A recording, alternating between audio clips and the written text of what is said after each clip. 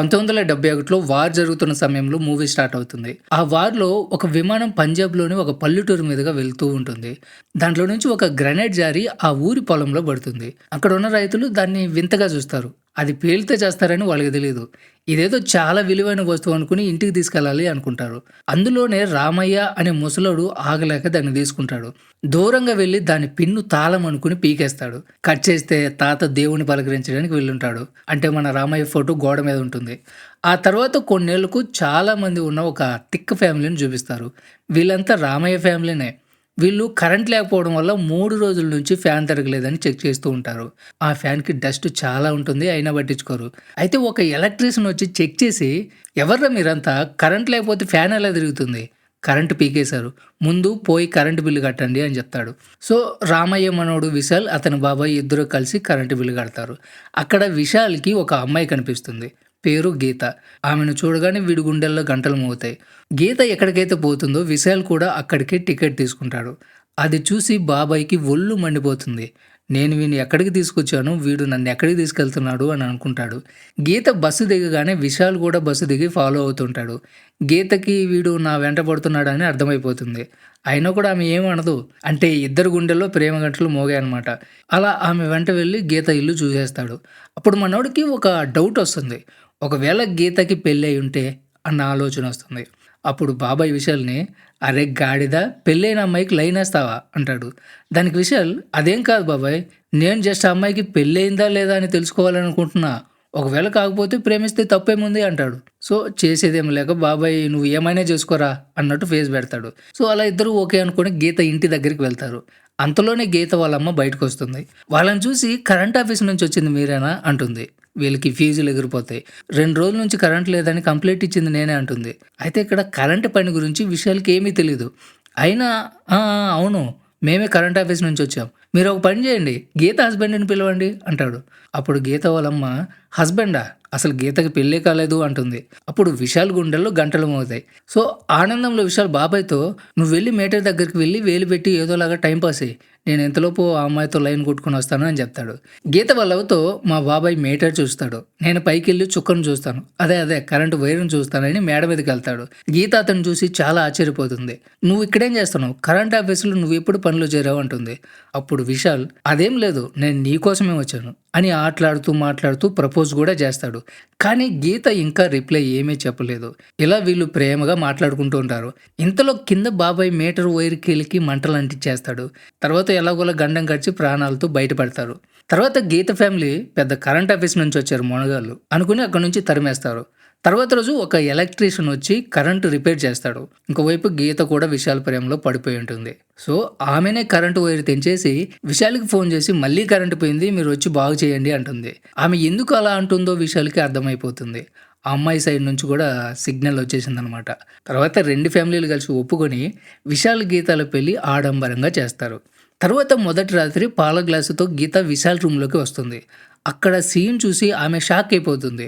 విశాల్ కుటుంబంలో మగవాళ్ళందరూ కూడా ఫుల్‌గా తాగి అదే రూమ్‌లో పడిపోయి ఉంటారు. ఫస్ట్ నైట్ కదా! ఎలాగైనా చేసుకోవాలి అని విశాల్ వాళ్ళని లేపడానికి ప్రయత్నం చేస్తూ ఉంటాడు.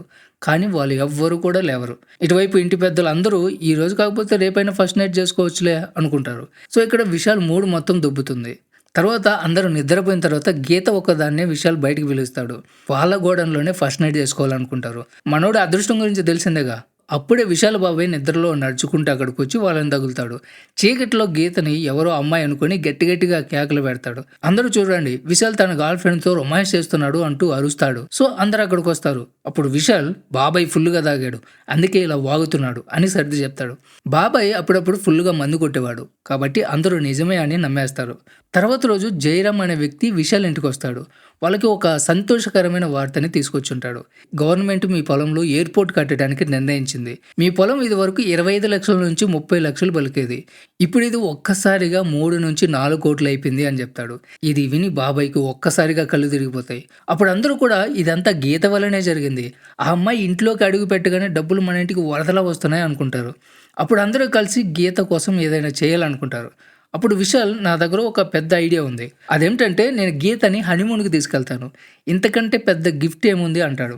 హనీమూన్ అంటే వీళ్ళెవరికీ కూడా తెలీదు. అందుకని వాళ్ళు మేము కూడా హనీమూన్‌కి వస్తామంటారు. సో, అందరూ కలిసి హనీమూన్‌కి వెళ్దాం అంటారు. మరోవైపు గీత ఊహలన్నీ చెదిరిపోయాయి. విశాల్ మొహం కూడా మాడిపోతుంది. అయితే పాపం ఈ కుటుంబంలో ఉన్న ఎవ్వరికీ కూడా హనీమూన్ అంటే ఏమిటో తెలీదు. హనీమూన్‌కి ఎవరెవరు వెళ్తారో కూడా తెలీదు. ఒకవైపు వీళ్ళందరూ హనీమూన్‌కి వెళ్ళడానికి చాలా ఎక్సైటింగ్‌గా ఉంటారు. అప్పుడు విశాల్ వీళ్ళకి హనీమూన్ అంటే ఏంటో చెప్పాలి అనుకుంటారు. కానీ దూరం నుంచి సైగ చేస్తూ గీత చెప్పొద్దు అంటుంది. అప్పుడు గీత విశాల్‌తో కుటుంబం అంతా ఎంత సంతోషంగా ఉందో చూడు.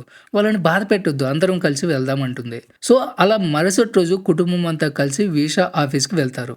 తక్కువ ఖర్చులోనే హనీమూన్‌కి ఎక్కడికి వెళ్ళొచ్చు అని అడుగుతారు. దానికి ఏజెంటు కొత్త జంటలకి స్విట్జర్లాండ్ అయితే మంచిగా ఉంటుంది అని చెప్తాడు. అప్పుడు ఏజెంట్ అనుకుంటాడు వీళ్ళందరూ కూడా హనీమూన్‌కి వెళ్ళాలనుకుంటున్నారని. అప్పుడు ఆ ఏజెంటు మీరంతా మంచి ఊపు మీద ఉన్నారు. ఈ వయసులో కూడా హనీమూన్‌కి వెళ్ళాలనుకుంటున్నారు. మంచిది మంచిది. మీరు ఇంగ్లాండ్ వెళ్ళండి అని సలహా ఇస్తాడు. అయితే మీకు ఒక్కొక్క మనిషికి 15 రోజులకి ఒక్కొక్క లక్ష అవుతుంది అని చెప్తాడు. బాబాయ్ ఇది విని మళ్ళీ కళ్ళు తిరిగి పడిపోతాడు. అది విని అక్కడ అందరూ కూడా షాక్ అయిపోతారు. అలా అందరూ షాక్ నుంచి తేరుకొని 13 మంది హనీమూన్‌కి వెళ్ళాలని నిర్ణయించుకుంటారు. అలా అందరూ కలిసి విమానం ఎక్కి ఇంగ్లాండ్‌లో దిగుతారు.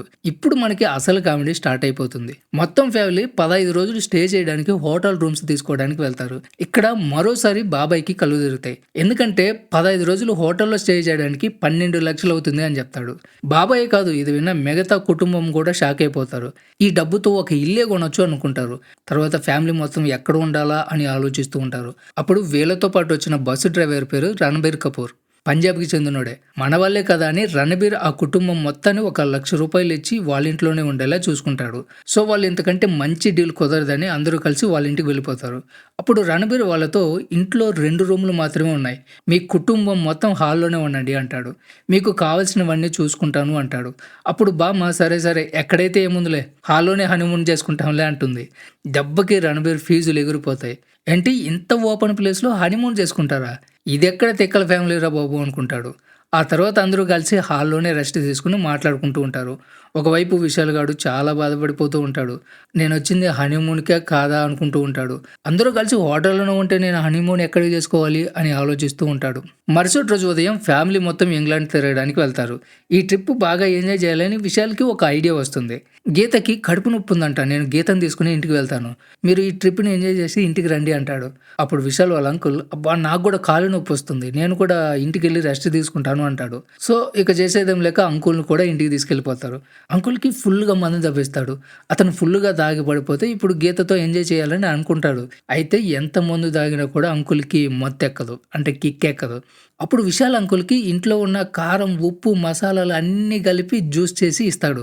ఇది తాగైనా పడుకుంటాడేమో అనుకుంటాడు. మరోవైపు విశాల్ వాళ్ళ పెద్ద బామ్మ బెంచ్ మీద కూర్చొని ఉంటుంది. అక్కడికి యశ్వంత్ అనే వ్యక్తి వస్తాడు.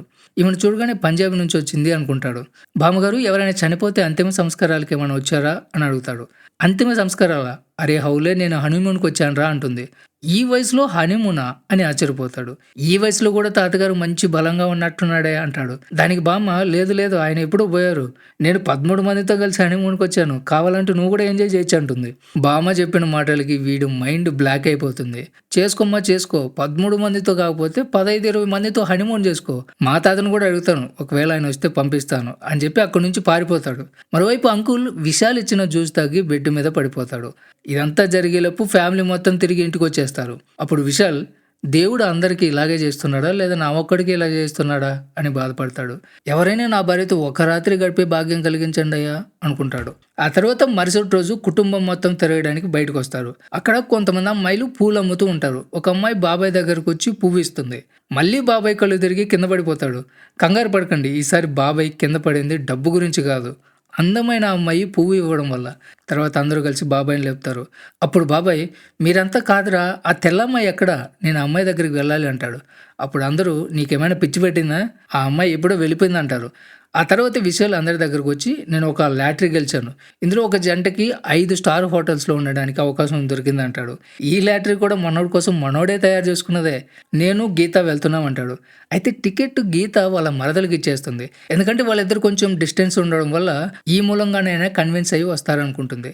అందుకే వాళ్ళకు టికెట్ ఇచ్చి హోటల్కి పంపించింది. సో విశాల్ ఆశలు మళ్ళీ గల్లంత అయిపోయి ఉంటాయి. మంచి అవకాశం గీత పాడు చేసింది అనుకుంటాడు. తర్వాత విశాల్ అదోలాగా ఉండడం చూసి రణవీర్ ఏమైంది అని అడుగుతాడు. తనకి విశాల్ మొత్తం చెప్పేస్తాడు. పెళ్లి అయినప్పటి నుంచి నేను నా భార్యతో 5 నిమిషాలు కూడా పడుకోలేకపోయాను అని చెప్తాడు. అప్పుడు రణబీర్, చూడు నా దగ్గర ఒక ఐడియా ఉంది. ఇక్కడికి దూరంలో ఒక హోటల్ ఉంది. అది కొండ మీద ఉంటుంది. అక్కడికి నడుచుకుంటూ వెళ్ళడానికి మీ కుటుంబం మొత్తానికి సగం రోజు పడుతుంది. నేను ఒక గంటలో అక్కడికి చేరుస్తాను అంటాడు. ఈ ఐడియా విశాల్‌కి బాగా నచ్చుతుంది. సో, కుటుంబం మొత్తాన్ని తీసుకొని కొండ దగ్గరికి వెళ్తాడు. పదండి, పదండి కొండపైన పెద్ద హోటల్ ఉంది. తొందరగా పదండి అంటాడు.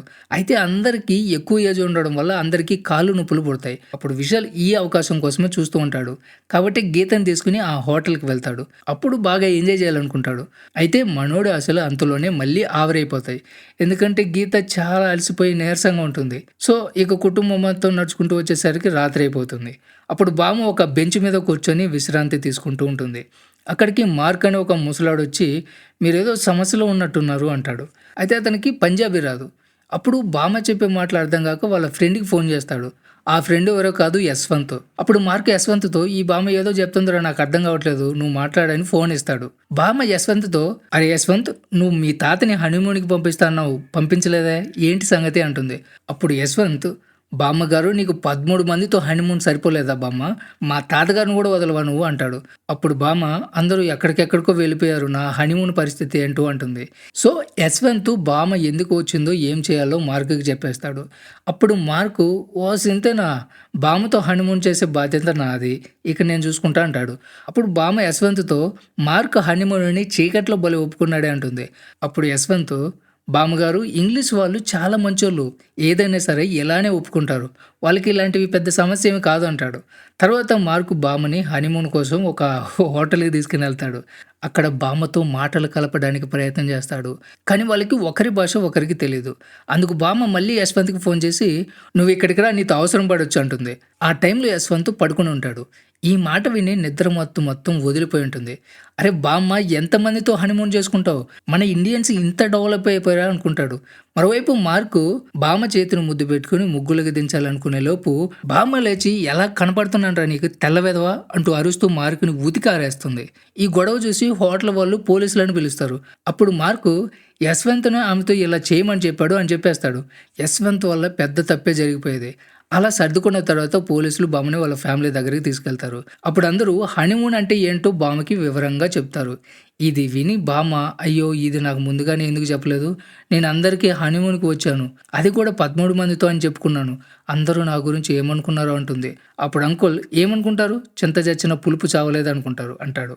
అప్పుడు బామ్మ, ఎక్కువ ఓవర్ యాక్షన్ చేయకు, ఇప్పుడే ఒక తెల్లని ఉతికారేసి వచ్చాను, నీకు కూడా దెబ్బలు పడతాయి అంటుంది. తర్వాత అందరూ, మనం ఇక్కడికి వచ్చి చాలా పెద్ద తప్పు చేశాం, పాపం విశాల్ గీతల హనీమూన్ ఇది, పాపం వాళ్ళు ఎంత ఇబ్బంది పడుతున్నారో, ఇంకా కేవలం 4 రోజులు మాత్రమే ఉంది, కనీసం ఇప్పుడైనా వాళ్ళని ఎంజాయ్ చేయనిద్దాం అని వాళ్ళ కోసం హోటల్ బుక్ చేయాలనుకుంటారు. వాళ్ళ నోట వెంట ఈ మాట వినగానే విశాల్ పొలంలో మళ్ళీ మొలకలు వస్తాయి.